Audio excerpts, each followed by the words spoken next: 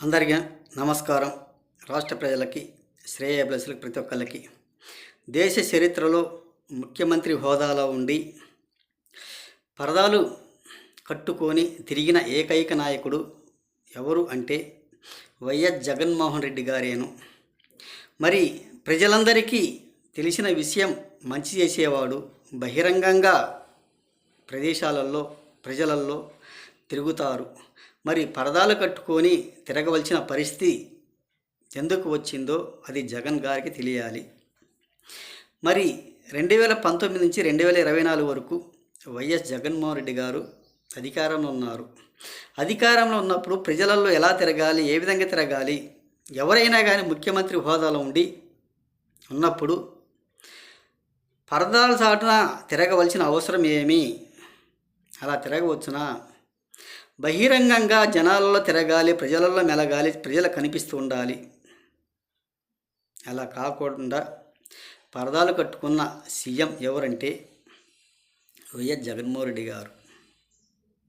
అది ఎలా, ఎందుకు వచ్చిందో ఒక్కసారి చెప్పగలరా?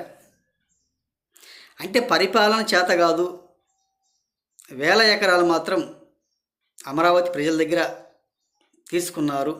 రాజధాని కట్టడానికి చేతగాక 3 రాజధానులు ముక్కోణం రాజధానిగా పెట్టారు. మరి ఏ ఒక్క రాజధాని కూడా కట్టడానికి చేతగాక విశాఖ రుషికొండ ప్యాలెస్లు కట్టాడు.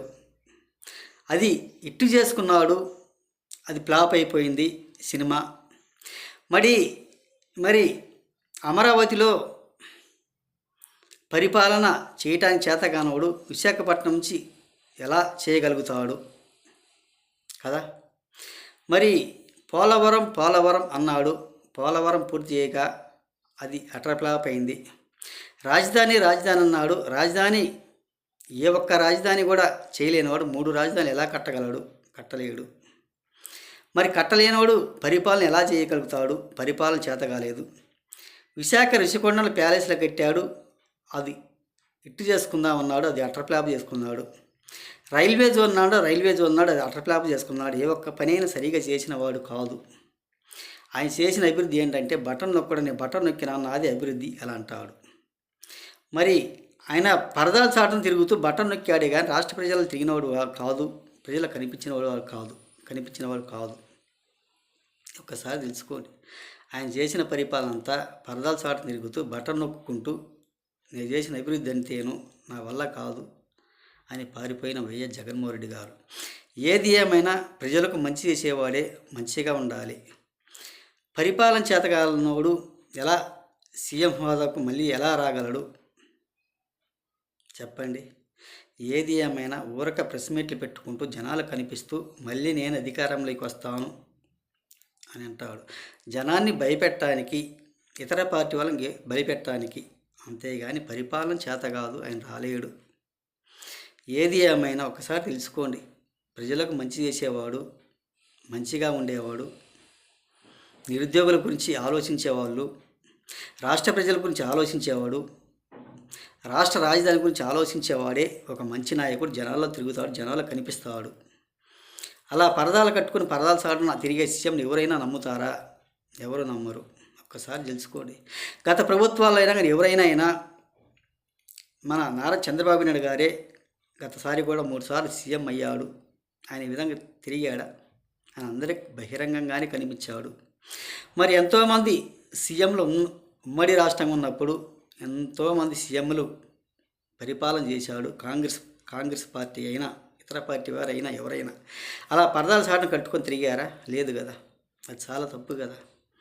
అధికారం చేతగానప్పుడు అలా పరదాలు కట్టుకొని తిరిగే వాళ్ళే కానీ మంచి చేసేవాళ్ళు ఎవరు లేరు, ఎవరు చేయరు. జగన్ లాగా అదొక వింత అయిపోయింది, అదొక మనాయవ్యాధి అయిపోయింది. ఒకసారి తెలుసుకోండి. ఎవరు ఏదైనా చెయ్యటానికి చేతగానప్పుడు గాంభీరంగా మాట్లాడతారు. ఎటువంటి వాళ్ళు నమ్మకూడదు. ఎవరు పనులు వాళ్ళు చేసుకోండి, ఎవరు ఆవేదన వాళ్ళు చేయండి. అంటే ఇప్పుడంటే తెలంగాణ విడిపోయింది తెలంగాణ విడిపోయింది కదా మళ్ళీ వాళ్ళు అంటారు. తెలంగాణ విడిపోయింది, ఇప్పుడు విడిపోయిందిలే.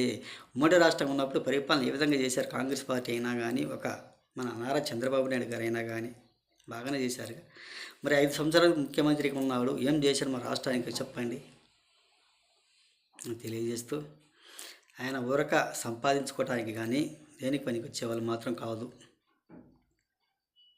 అని తెలియజేస్తూ, ప్రతి ఒక్కళ్ళకి హృదయపూర్వక ధన్యవాదాలు. అదేవిధంగా మరి కూటమి ప్రభుత్వం రేషన్ బియ్యం ఇస్తారు 1వ తేదీ నుంచి. వాళ్ళు 15 రోజుల వరకు ఇస్తారంట. గత ప్రభుత్వాల్లో అయినా కానీ ఎలా ఇచ్చారు, ఏ విధంగా ఇచ్చారు చెప్పండి. మీరు డీలర్ దగ్గరికి వెళ్ళి తీసుకొచ్చుకున్నారా, వాళ్ళు వచ్చి మీకు ఇచ్చారా? వాళ్ళు వచ్చి ఒక వెహికల్స్ పెట్టి ఎన్ని కోట్లు దోసుకున్నారు, ఎన్ని కోట్లు లాస్ చేశారు, అంత అప్పు చేశారు రాష్ట్రానికి ఒకసారి ఆలోచించండి. గత ప్రభుత్వం లాగానే ఇప్పుడు కూడా డీలర్షిప్ల దగ్గరికి వెళ్ళి డీలర్ దగ్గరికి వెళ్ళి మీకు కావాల్సిన సరుకులు, మీకు కావాల్సిన రేషన్ తెచ్చుకోండి.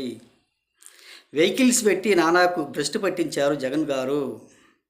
బియ్యం అక్రమంగా దోచుకున్నారు, అమ్ముకున్నారు, గోడౌన్లలో కూడా చూపించారు కదా. ఇలా పాడు చేశారు, రాష్ట్రాన్ని పాడు చేసిన బియ్యం దోచుకుని అమ్ముకోవడానికి సిద్ధపడ్డ ప్రభుత్వం వైసీపీ వాళ్ళది చూశారు. కాబట్టి ఎవరు ఏదైనా కానీ 15 రోజుల పాటు ఇస్తారంట. రేషన్ కార్డు ఉన్నవాళ్ళు రేషన్ కార్డు తీసుకువెళ్ళి చూపించి బియ్యం తెచ్చుకోండి, మీకు రేషన్ సరుకులు తెచ్చుకోండి. గత ప్రభుత్వాలు ఏ విధంగా చేశారో, ఎలా చేశారో అలాగే చేయండి.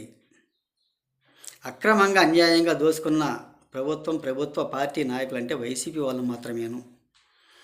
గతసారి కూడా చూసే ఉంటారు, చూపించారు. గోడౌన్లలో దాపెట్టుకున్న బియ్యము పట్టుకొని చూపించిన బియ్యాన్ని కూడా. అలా జరగకూడదని ఇది మంచి పాలన చేస్తున్నారు. మంచిగా చూసుకోండి, మంచిగా చేసుకోండి, మంచిగా తీసుకొచ్చుకోండి. అలా వెహికల్స్ పెట్టి వెహికల్ దోసుకునే పరిస్థితికి వచ్చింది ఈరోజు అని తెలియజేస్తూ, ఒకసారి తెలుసుకోండి రాష్ట్ర ప్రజలు కూడా. అలా చేయటం మంచిది కాదు. ఆయన ఏదో సింపతి పొందుదాం అనుకున్నాడే కానీ సింపతి కాదు, అది అక్రమంగా దాపెట్టుకున్నారు. వెహికల్స్లలో దోచుకున్నారు, ఇతర దేశాలకు తరలించారు, కోట్లు లాక్కున్నారు. వాళ్ళు బాగుపడ్డారు, రాష్ట్రాన్ని బాగు చేయలేకపోయారు. ఒక్కసారి తెలుసుకోండి. మనకు